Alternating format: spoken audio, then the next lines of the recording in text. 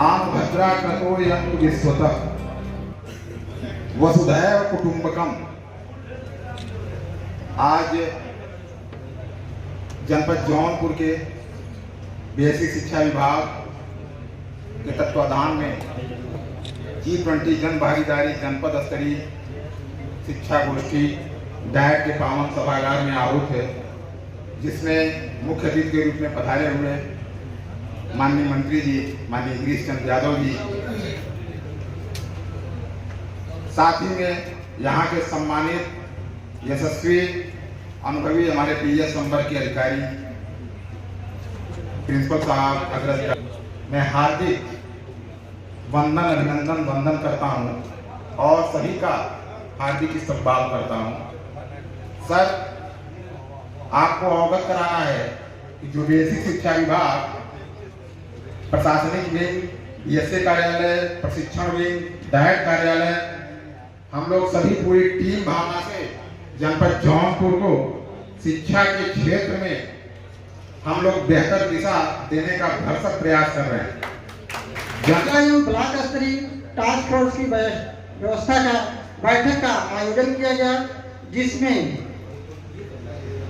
समस्त जिला एवं ब्लॉक स्तरीय जो टास्क फोर्स थे उन्होंने प्रतिभाग किया। के अंतर्गत नुक्कड़ नाटक हमारे यहाँ नुक्कड़ नाटक किया गया, जिससे वो 40 IAS के बच्चे आगे बढ़ेंगे।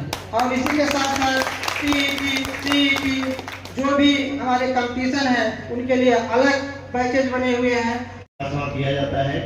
और इसके अंतर्गत जो मैट्रिक से गतिविधि कराना हुआ, चित्र चार्ट की मदद से बच्चों को सिखाना हुआ, श्याम पत्र कार्ड है, तो ये प्रमुख हैं।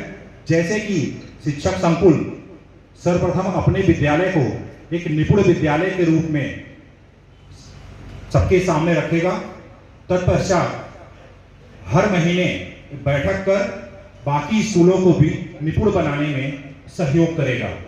करते हैं। हमारा ये निपुण लक्ष्य असेसमेंट है सर, जिसमें सारा डाटा बच्चे का आ जाता है।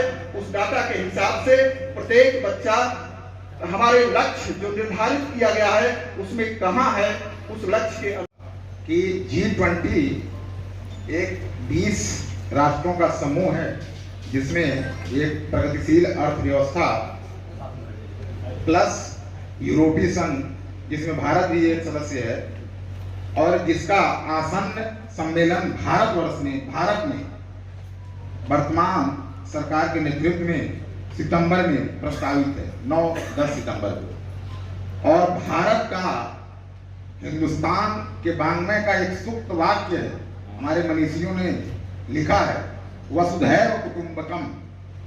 हम कभी एकल परिवार, हम कभी भी, हमारी सोच संकुचित दायरे में नहीं रही। ये हमारा पूरा कॉन्सेप्ट पूरी वसुधा को परिवार सदृश मानता है। इसीलिए भारत इस कार्य को बेहतर तरीके से, भारत को एक वैश्विक गुरु और तमाम कॉन्सेप्ट जो आज लाया जा रहा है, अगर हम उस कॉन्सेप्ट से चलें, अपनी फिलॉसफी, अपने जो हमारा जो कॉन्सेप्ट है वसुधैव कुटुंबकम, उसी के दृष्टिगत जो G20 सम्मेलन हो रहा है, और जिसमें बेसिक शिक्षा की भूमिका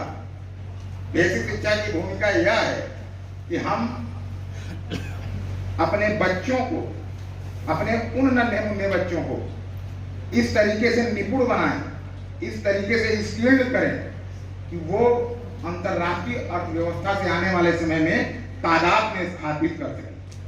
आने वाला समय, ध्यान रहे, आने वाला समय वही सर्वाइव करेगा जो हाईली एजुकेटेड होगा। हमारी पेरेंट्स मीटिंग अनिवार्य रूप से हो, शिक्षा के क्षेत्र में हर स्कूल पर पेरेंट्स मीटिंग हो। हमारा बालक क्यों नहीं विद्यालय आया, हमको इस बात को जानकारी होनी चाहिए।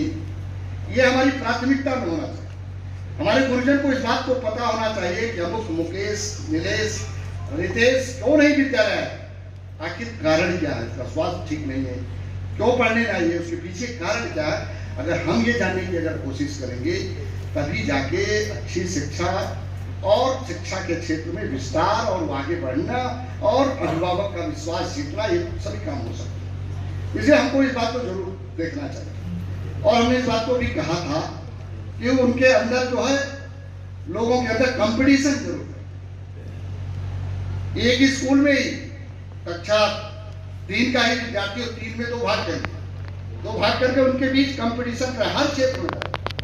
अभी कह रहे थे खेल की बात कर रहे थे, हमने देखा, मैं डॉक्टर साहब प्रचार जी से कह रहा था, आंगनबाड़ी और छोटे बच्चों में तो है, लेकिन आगे खेल की बात जो इनको जो प्रोफार्मा आपने विजिट किया था उसमें नहीं है। तो डॉक्टर प्राचार्य जी कह रहे थे कि आप सब सुझाव हमारे जो डीजी है और बेसिक शिक्षा मंत्री, हम उनसे भी इस बात को जरूर कहेंगे, इस बात कि खेल का बिंदु हर कक्षा में होना चाहिए, उसके लिए भी निर्धारित होना।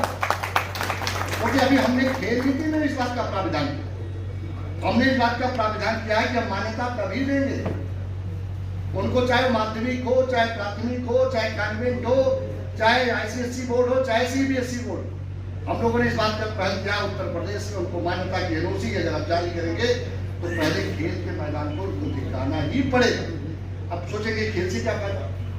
खेल से बहुत फायदा है। खेल से छात्र का बौद्धिक विकास तो होता है, उसके शरीर का विकास तो होता है, देश के प्रति उसका देश के प्रति समर्पण भाव भी पैदा होता है, उसके अंदर आत्मविश्वास होता है, उसकी प्रतिभाएं निखरती है। तो ये जरूरी है, आवश्यक है, ये भी निरंतर होना ही चाहिए। विद्यालय में निरंतर होना चाहिए, 40 मिनट 45 मिनट की अनिवार्यता जरूर होनी चाहिए। हम इसको भी जरूर करेंगे। और हमने कहा था कि टूर पर भी इस बात को भी हमने बहुत उल्लेख किया था। कुछ नहीं, उस गांव जहां स्कूल है, कोई अगर धार्मिक स्थान है तो वहां ले जाना, पौराणिक स्थान है तो वहां ले जाना, बताना। मैं कहता हूं दूर नहीं ले जाना, ठीक है, संसाधन नहीं, उपलब्धता नहीं, फिर भी लेकिन उस गांव में जरूर, आज गांव में एक मंदिर जरूर है या कोई ऐसे महत्व के जरूर स्थान या अगर बगल के, हमको वहां ले जाना चाहिए, उनको समझाना चाहिए, उनको बताना चाहिए। तभी उनको सब चीजों का बोध होगा, ज्ञान होगा, तब वो समझ सकेंगे। उनके हर क्षेत्र में उस विद्यार्थी के जीवन में, उसके जीवन को बौद्धिक क्षमता का विकास करें। हम कैसे कर सकते हैं? इन सब चीजों का जरूरी है, इनको हम सबको करना चाहिए। मैं ये बात कहा था, मैं चाहूंगा, हमने बेसिक शिक्षा अधिकारी महोदय जब मिलते हैं तो भी मैं इस बात को कहता हूँ, ये जरूर होना चाहिए, अनिवार्य रूप से होना चाहिए। मैंने देखा था कल्चरल क्षेत्र, 26 जनवरी को मुझे जितनी बार जाने का अवसर था, हमारे अमावा और पुलिस लाइन के लड़कों ने, जितने कॉन्वेंट स्कूल के लड़के जुटे हुए थे, सबने पुलिस लाइन में अपने कल्चरल प्रोग्राम दिखाया था। जो भी टीचर्स लोगों ने सिखाया था, प्रिंसिपल लोगों ने उन कॉन्वेंट स्कूलों को सिखाया था, लेकिन प्रथम और द्वितीय पुरस्कार प्राइमरी स्कूल को ही प्राप्त हुआ। ये भाव पैदा करना, ये भाव पैदा करना, ये उनके बीच जगाना है। ये आत्मविश्वास अभिभावक के भी मन में हो, ये आत्मविश्वास उसके गार्जियन के मन में आना चाहिए, और हमको भी इस बात का कॉन्फिडेंस होना चाहिए, शिक्षक को भी इस बात को कॉन्फिडेंस होना चाहिए। हम इसको आगे बढ़ा सकते हैं, इसको आगे ला जा सकते हैं। मित्रों, आपको लगता होगा कि इसको आगे बढ़ाने से आपको बहुत फायदा है। कम से कम की दर्जनों लड़के अगर विभिन्न विभिन्न पदों पर जाएंगे तो जिस भी देखेंगे तो कहेंगे कि मेरे गुरु जी आए। हमने एक खेल नीति के संशोधन में किया है कि जो भी स्कूल कॉलेज अपने यहाँ खेल की प्रतियोगिता का आयोजन करेंगे, नियमित रूप से खेल के लिए मैदान उपलब्ध कराएंगे, तो वहां भी हम खेल के मैदान को विकसित करेंगे और उनके साथ हमारा एग्रीमेंट होगा 100 साल के लिए या 60 साल के लिए, क्योंकि हम जब इंफ्रास्ट्रक्चर देंगे तो हम इतनी जल्दी उसको बिगाड़ने नहीं। क्योंकि कल स्कूल वाले लोग कहेंगे हमको डीएड की मान्यता मिल गई, हमको साइंस की मान्यता मिल गई, तो हमें मैदान पे ही बिल्डिंग बनाना था, इसलिए इस बात को कहा था। तो उस दिशा में प्राचार्य जी ने जो बात कही है कि खेल के मैदान के लिए, इंडोर के लिए एक खाल की आवश्यकता के लिए हम निश्चित रूप से प्रयास करते हैं। बात देने आया हूँ कि जो शायद पहल हमें करनी चाहिए वो आपने की, और आपके प्रयास से इस पूरे जिले के लिए एक मल्टीपर्पज बहुउद्देशीय क्रीड़ा हॉल डाइट परिसर में बनने जा रहा है, जिसका शीघ्र ही मूल्यांकन और उसकी तकनीकी कार्य और जो भी विभागीय चीज़ें हैं, माननीय मंत्री जी ने आश्वस्त किया है कि वो हम शीघ्र ही शुरू करा देंगे। जिला क्रीड़ा अधिकारी आएंगे और उस पर आगे कार्रवाई होगी। इसके लिए मैं आपका धन्यवाद देने आया हूँ। मैं एक बार जोरदार तालियों से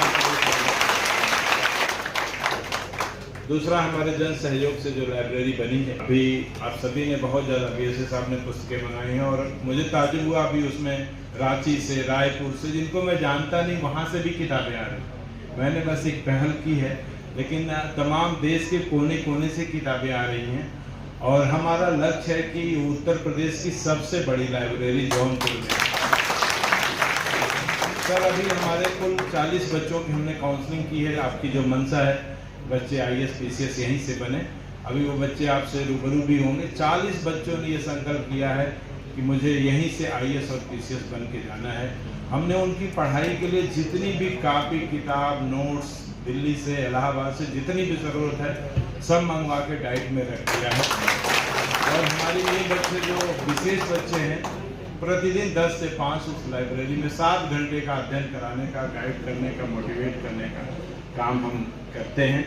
तो आपकी जो संकल्पना है उसको जिला बेसिक शिक्षा अधिकारी, बेसिक शिक्षा विभाग और जिला शिक्षा प्रशिक्षण संस्थान निसंदेह आगे ले चल रहा है। अब तक हमारा 4 महीने का कार्यकाल हुआ है।